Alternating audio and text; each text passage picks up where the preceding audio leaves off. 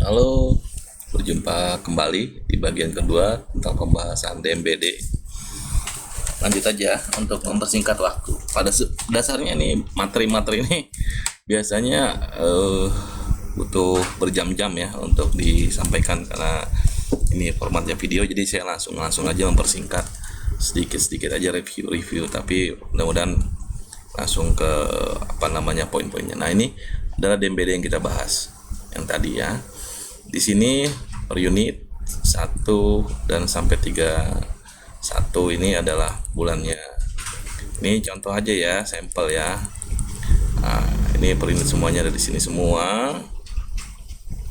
Terus kalau diperhatikan di sini ini link dari DMCR kebetulan Desember. Nah, terus tiap bulan gimana? Masa kita mau ketik lagi? Enggak, tetap aja nanti kita copy satu lagi file, terus DMCR yang di bulan berikutnya itu adalah source daripada DMBD ini. Jadi kita nanti bakal ngelingin di data sini, terus bentar, di data sini kita edit link nih, edit link. Nah, di sini kelihatan nih DMCR ini DMBD ini berasal dari DMCR Desember. Kalau kita mau update ke bulan-bulan yang lain ya, Januari sampai Februari, kita tinggal update value ke itu tadi, bakal muncul nih.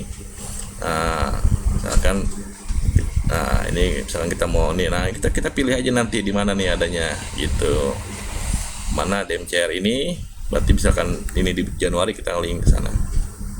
Review sedikit tentang asal-usul datanya. Nah, terus ini warna-warna ini bagaimana? Masa mau di warna-warna satu? Kapan ready-nya unit kalau begitu? Nah, yang pernah saya bahas juga ini adalah dari permainan di conditional formatting. Jadi saya pernah buat video sebelumnya, jangan lupa dicek juga. Oke, teman-teman saya rasa ada banyak yang tahu ya. Jadi ini untuk teman-teman yang memang belum memahami, mudah-mudahan membantu di sana, di tempat-tempat bekerjanya, jauh dari keluarga, ya mudah-mudahan bermanfaat ya. Terus apa aja yang ditanam di dalam conditional formatting ini, itu kita bisa tanam macam-macam ya, warnanya juga kita bisa bikin macam-macam.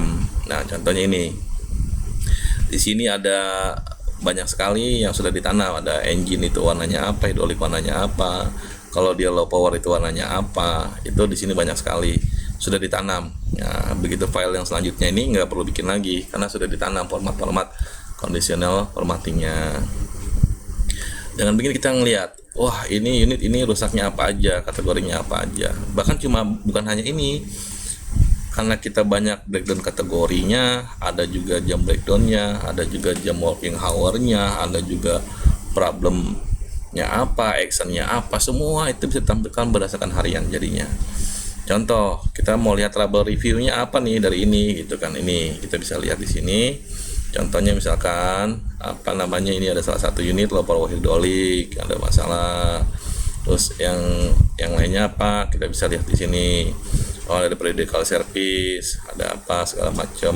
Nah, ini nggak bisa start ya, terus nggak bisa start lagi kok setiap 4 hari ini kok nggak bisa can start, apakah wajar gitu.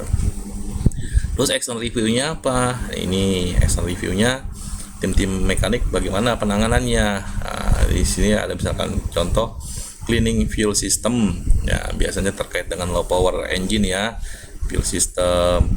Nah, ini ada semua rekamannya di sini. Di sini sekali lagi saya ulangi, dari DMCR hanya satu file DMCR aja yang diketik. Jadi DMBD itu ngeling daripada DMCR itu.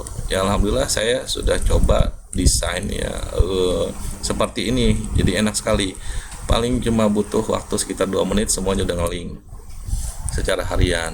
Tapi DMCR tetap harus ya diketik. Kalau DMCR satu aja, MMCR itu juga nanti bakal ngeling juga ke DMCR.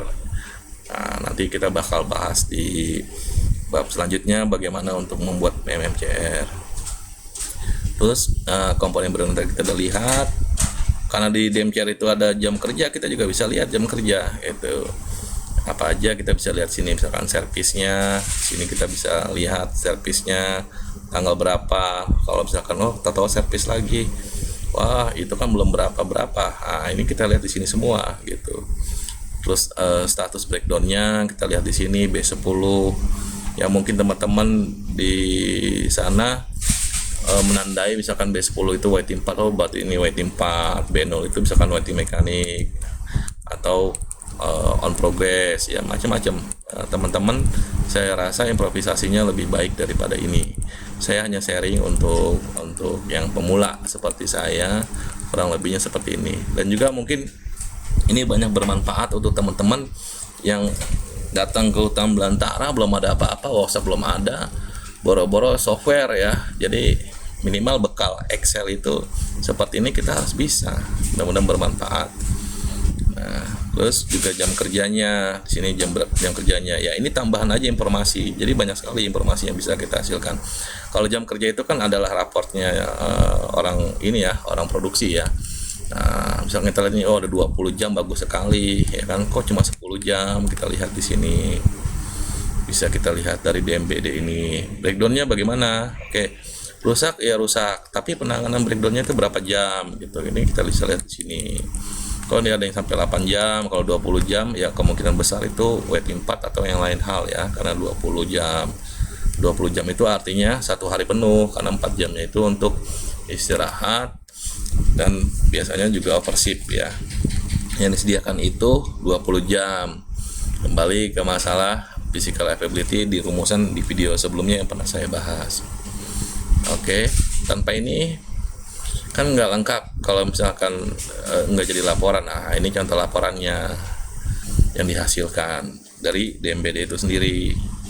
Contoh, kita punya target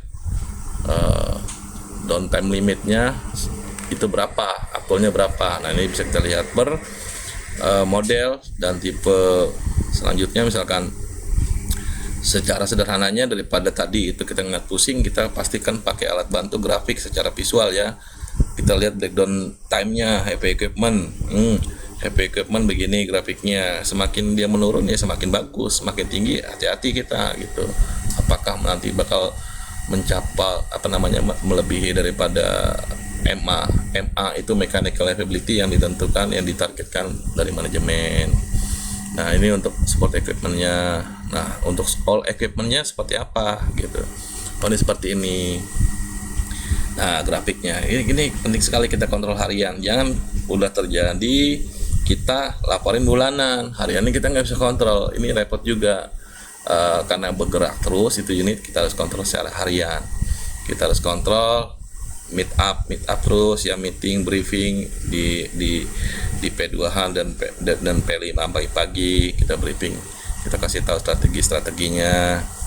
Kalau grafis seperti ini ada, misalkan ini contoh aja ya, ini bisa juga kita lihat dalam kontrol konsumsi BBM sebenarnya, apakah BBM itu wajar. Nah, itu kita bisa lihat hari ke hari. Banyak sekali kalau harian seperti ini, banyak hal yang bisa kita kontrol. Cuma datanya mungkin lain ya. Kalau ini kan kita data fokus ke dalam ketersediaan alat berat ya. Terus ini doser, eskavator, motor grader, compact, dump truck, wheel loader, semua kita kontrol, termasuk support equipment. Terus secara bar grafiknya seperti apa? Ini kita lihat minggu ke minggu, minggu ke satunya oke, minggu keduanya agak naik misalkan. Di sini kita perlu perhatikan juga kontrol mingguan. Tapi saya rasa kalau kita udah kontrol harian ya minimal mingguan pasti bisa ke kontrol, apalagi bulanan gitu. Jadi kita daily kita kontrol.